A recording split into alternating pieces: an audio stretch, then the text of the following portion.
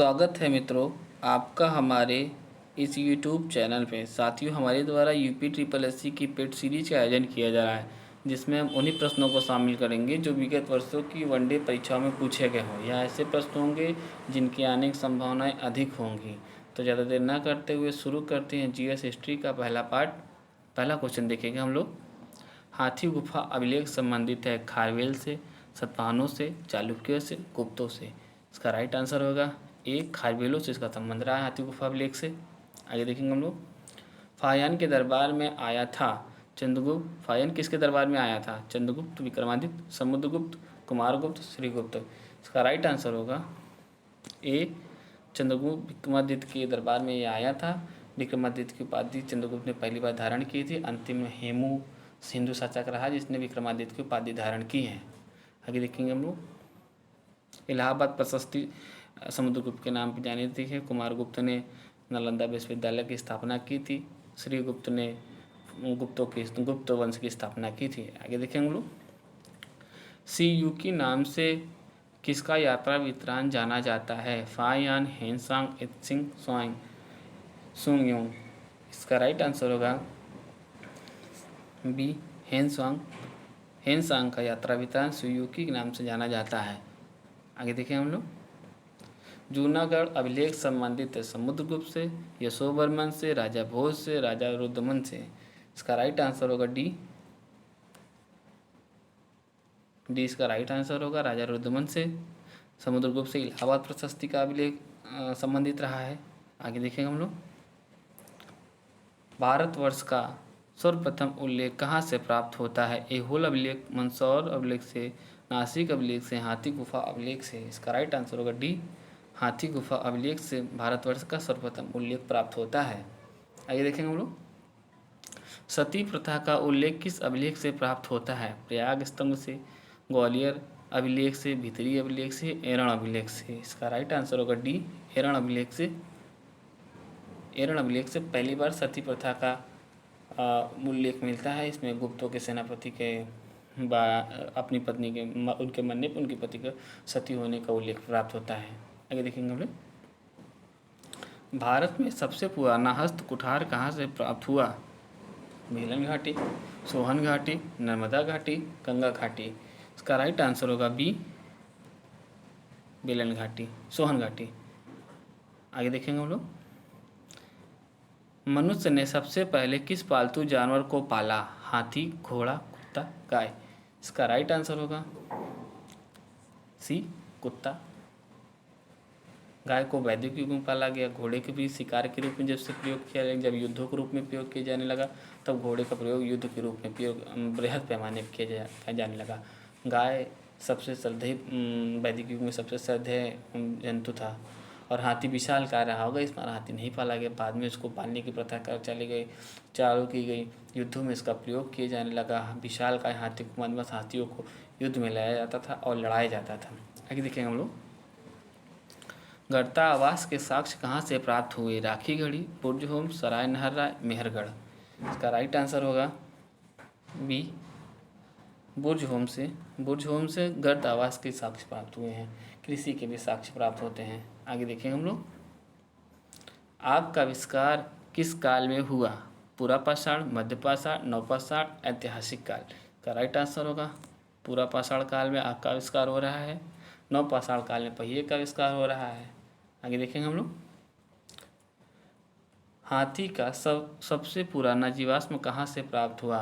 हथनौर, लौंदा नाला, भीमबेटका, मेहरगढ़। इसका right answer होगा ए, हथनौर से हाथी के प्राचीनतम जीवाश्म प्राप्त होते हैं भारत में।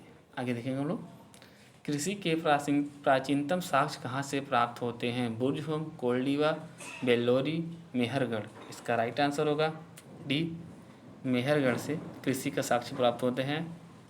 आगे देखें। बुर्ज होम से गर्तावास के साक्ष्य प्राप्त होते हैं। जहाँ आदमी रहेगा वहाँ खाने पीने की वस्तुओं को उगाने का प्रयास करेगा, इसीलिए यहाँ छोटे छोटे क्षेत्रों में पाए गए हैं क्षेत्र। और प्राचीनतम साक्ष्य मेहरगढ़ से प्राप्त हो रहे हैं। आगे देखेंगे हम लोग। सर्वप्रथम प्राचीन अभिलेख मध्य एशिया से प्राप्त हुए। जूनागढ़ अभिलेख, नासिक अभिलेख, मंदसौर अभिलेख, भूगोजकोई अभिलेख, इसका राइट आंसर होगा डी, भूगोजकोई अभिलेख मध्य एशिया से प्राप्त हो रहे हैं। ये विश्व के प्राचीनतम अभिलेखों में से एक है। आगे देखें हम लोग, जिसमें विष्णु इंद्र की भी बारे में वर्णन किया गया है। इसीलिए मध्य एशिया से आए हुए ब्राह्मणों को आर्यों को माना जाता है। कुछ विद्वान इसको मानते हैं कि आर्य जो थे वो मध्य एशिया से आए थे। आगे देखें हम लोग, अशोक के अभिलेख को पढ़ने वाले विद्वान हैं James Prinsep, Robert Bruce Foote, Cunningham, John morsel. इसका राइट आंसर होगा ए, जेम्स प्रिंसेप। जेम्स प्रिंसेप ने सर्वप्रथम अशोक के अभिलेख को पढ़े जो सारनाथ में थे, और जो विभिन्न जगहों से इनके अभिलेख पाए गए उसको जेम्स प्रिंसेप ने पढ़ने का पहली बार सफल प्रयास किया और इसमें सफलता प्राप्त की। आगे देखेंगे हम लोग, सत्यमेव जयते शब्द कहाँ से लिया गया है?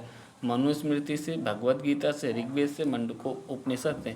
राइट आंसर होगा डी, मंडूको उपनिषद से, निषद से सत्यमेव जयते शब्द लिया गया है। ऋग्वेद से गायत्री मंत्र का लिया गया है। भगवत गीता से सारांश लिया गया है। मानव के जीवन को बेहतर जीने की एक कला को मनुस्मृति या पुरानी ग्रंथ मानी जाती है। सबसे पहले स्मृतियाँ जो मानी जाती है मनुस्मृति को माना जाता है। आगे देखेंगे हम लोग,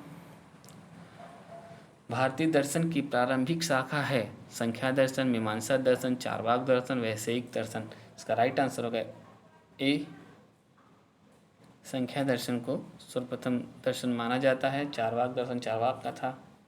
आगे देखेंगे हम लोग, सिंधु सभ्यता के बारे में निम्नलिखित में कौन सा कथन असत्य है? नगरों में नालियों की सुदृढ़ व्यवस्था थी, व्यापार और वाणिज्य उन्नत दशा में था, मात्र देवी की उपासना की जाती थी, लोहे से परिचित थे। राइट आंसर होगा डी, लोहे से ये लोग परिचित नहीं थे। बाकी इसमें सारी व्यवस्थाएं उनकी थी। नालियों की एक सुदृढ़ व्यवस्था सिंधु घाटी सभ्यता में पाई जाती। व्यापार वाणिज्य उन्नत दशा में था, क्योंकि रोमन से जब भी मेसोपोटामिया से या किसी और देशों से जो साक्ष्य प्राप्त हुए हैं और यहाँ पे गुजरात से सिक्के प्राप्त हुए, तो इसका मतलब है कि व्यापार बृहद पैमाने पर होता रहा होगा। माता देवी की उपासना भी यहाँ पे प्राप्त होती है। आगे देखेंगे हम लोग, हिंदू विधि द्वारा मानक कर कितना था? उपज का आधा भाग, उपज का छठा भाग, उपज का एक तिहाई भाग, उपज का एक चौथाई भाग। राइट आंसर होगा बी, उपज का छठा भाग हिंदू विधि विधान के द्वारा मानक कर का माना जाता है। आगे देखेंगे हम लोग, संसार अस्थिर और क्षणिक है का निम्न में से किससे संबंध है? बौद्ध धर्म, जैन धर्म, गीता, वेदांत। इसका राइट आंसर होगा ए, बौद्ध धर्म से। आगे देखेंगे लोग, सिंधु सभ्यता के महान स्नानागार कहाँ से प्राप्त हुए? मोहनजोदड़ो, हड़प्पा, लोथल, कालीबंगा। इसका राइट आंसर होगा ए, मोहनजोदड़ो से। लोथल से टॉप के प्राप्त हुए हैं, कालीबंगा चूड़ियों के। आगे देखेंगे हम लोग, राजस्थान में है कालीबंगा। आगे देखेंगे लोग, मूर्ति पूजा का आरंभ कब से माना जाता है? पूर्व आर्य, उत्तर वैदिक, मौर्यकाल, कुषाण। इसका राइट आंसर होगा ए, पूर्व आर्य से मूर्ति पूजा का साक्ष्य प्राप्त होते हैं। आगे देखेंगे हम लोग, प्रारंभिक गणतंत्र राज्य में कौन सा नहीं था? शाक्य, लिच्छवी, यौधेय, ये सभी। इसका राइट आंसर होगा सी, यौधेय। आगे देखेंगे हम लोग, गौतम बुद्ध की माता का नाम था? महामाया, सुभद्रा, प्रजापति, गौतमी, मल्लीनाथ। इसका राइट आंसर होगा ए, महामाया इनकी माता का नाम था। धाई माँ इनकी प्रजापति गौतमी थी। मल्लीनाथ एकमात्र जैनों की महिला तीर्थंकर रही है। आगे देखेंगे हम लोग, 24वां प्रश्न देखेंगे हम लोग, बुद्ध ने अपना पहला उपदेश कहाँ दिया? गया, सारनाथ, लुम्बिनी, कुंडलग्राम। इसका राइट आंसर होगा बी, ऋषिपत्तनम के नाम से भी सारनाथ को जाना जाता था। बुद्ध ने अपने 5 शिष्यों को यहीं पर सर्वप्रथम शिक्षा दी।